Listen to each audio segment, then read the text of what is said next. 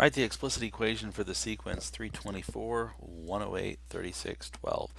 Well, I can tell just from observation that the gaps between those numbers is not a constant. They're not growing by or decreasing by subtracting the same thing. So what I think I want to do is, instead of looking at their differences at all, I want to look at their common ratios. So let me look at, for example, 108, and I'll divide that by 3,200, no, 324. And I can look at the next one, like 36 over 108, and I'll look at 12 over 36.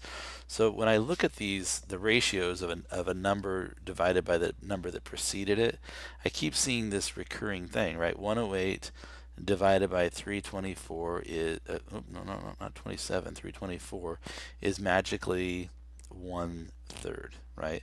You don't believe me, you can hit math and you can ask it to kick that to a fraction, and yeah, it's 1/3.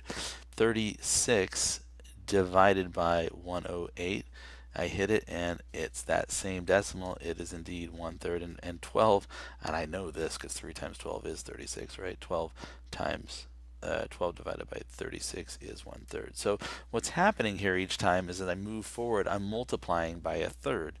So that's called it's a common ratio, and the common ratio is 1/3. So this is a geometric sequence, and what's happening is I'm going to keep multiplying by 1/3 each time. So I'll use this notation. I'll say A of n is equal to, now the one thing that I don't have is I need to know what the 0th term is.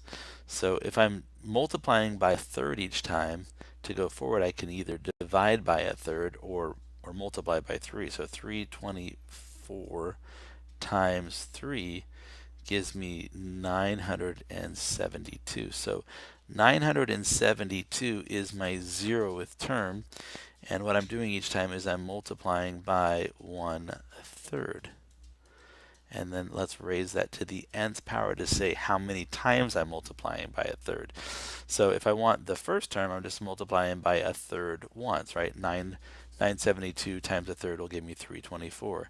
If I want the second term, it'll be times 1/3 times 1/3, which will give me 108 times 1/3 times 1/3 times 1/3, and then times 4 1/3. So this will track perfectly this function. And if you want to, you could come along, and sometimes it's nice to kind of verify your thinking's correct. So if I look at the equation y equals 972, and then I go ahead and pull up the fraction template, and I'm just going to enter, did not want to do that, 972 times, I should have done that first, times, then I'll bring up the fraction template, and I'll just do a 1/3, and real carefully I'm just going to raise that fraction. I'm not in the numerator, I'm just outside of the entire fraction. I'll just raise that to the x power.